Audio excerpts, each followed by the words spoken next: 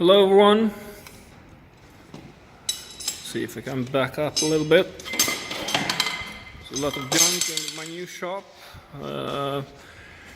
Here you have, what do you call it? A relic.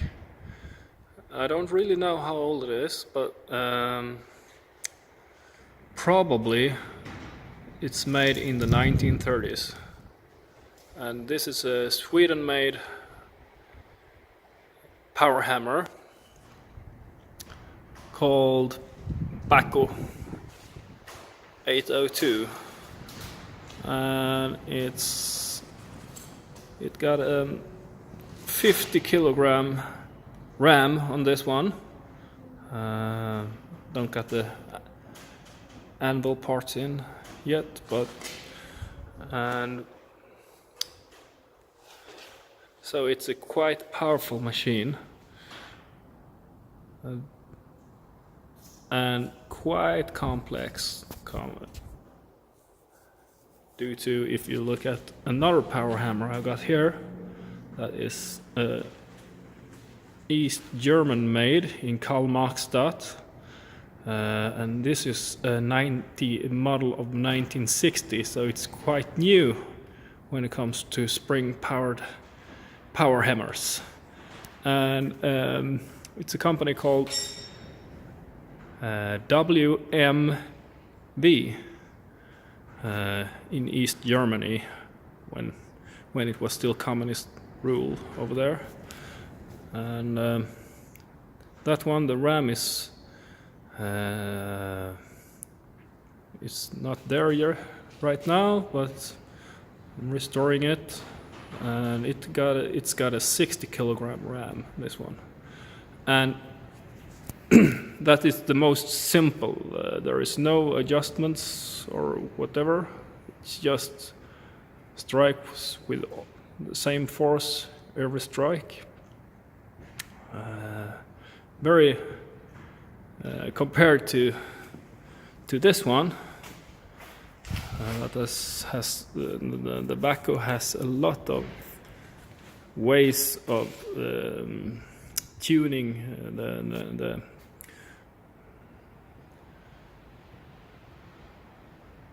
the abilities of the power hammer. You can the strike length on this on the hammer is adjusted over here. So you have a lever, and you just move this, if you can see, back and forth. It sets in these grips. Don't know really the English word for it, but it's quite a mechanical, complex thing. Not very complex, and this is still stuck, so I can't move this. But I think it has something to do with the number of strikes it can make per minute, or some adjustment of the strike height, because here is a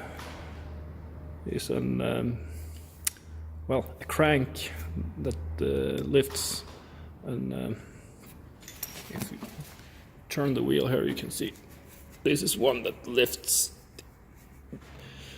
the ram. So I got it running smoothly now, that part, but the ram is still giving me some pain, because right now it doesn't fall down by its own force, which is quite important for a power hammer. It needs to have its dropping force too. So and it gets stuck in the guiders. So I probably need to reassemble all the things again, and well, I think I have to take the grinder and smooth the insides of these guiders to get it to fall down it should just fall through if you didn't have the spring on it, but it doesn't get stuck. So there is a little bit more work with that. And here you can see there is one free wheel. That's for the belt drive. And then you have, it's not mounted yet, but you have an arm that pulls the belt over to the drive wheel. And then the whole thing strikes. So it's quite a good power hammer, I hope. I really don't know. I never used it yet, and it hasn't been in use for very long time. I bought it from a guy who just bought it, and he, as me, was thinking about restoring it, and he bought it from a guy who had it as for display in his garden. So it has been outside for many years, and still everything works kinda.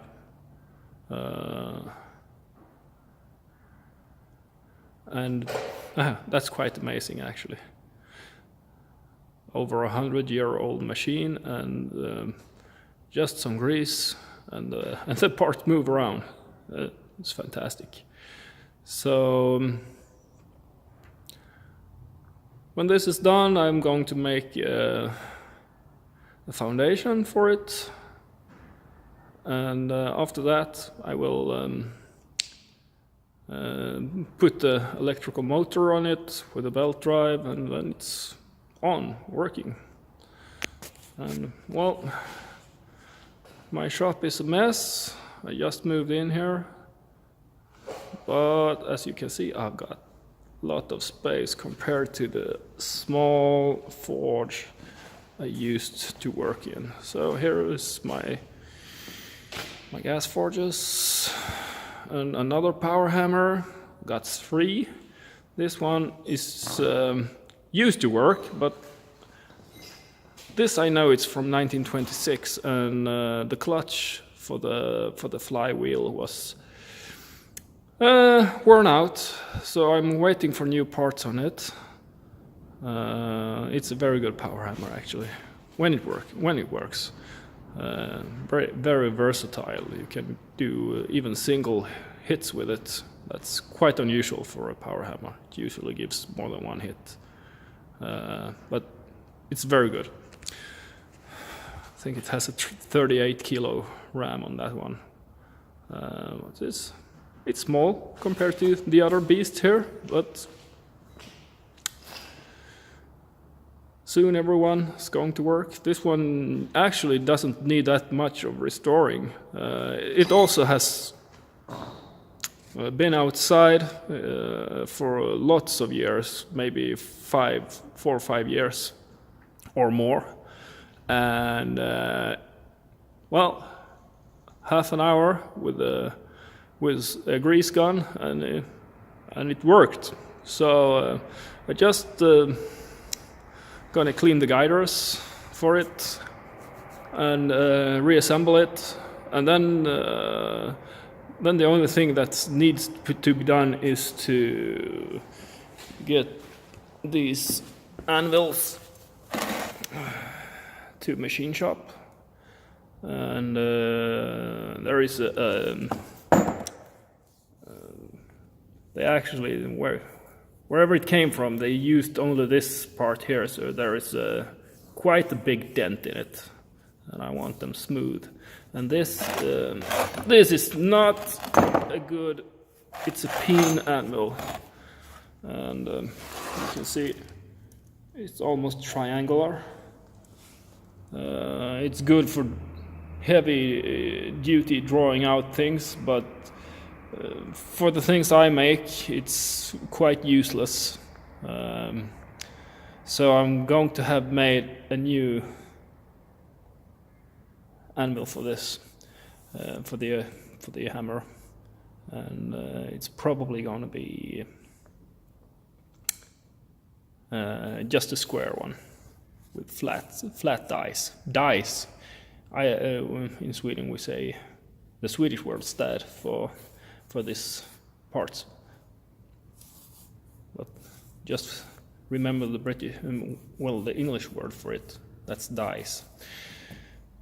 So new over die. The under die just needs some machining to get flat again, and I'm going to put the radius on these sharp corners because that's going to make ugly marks in my work pieces. So, well, enough with power hammers. Well, have a nice day.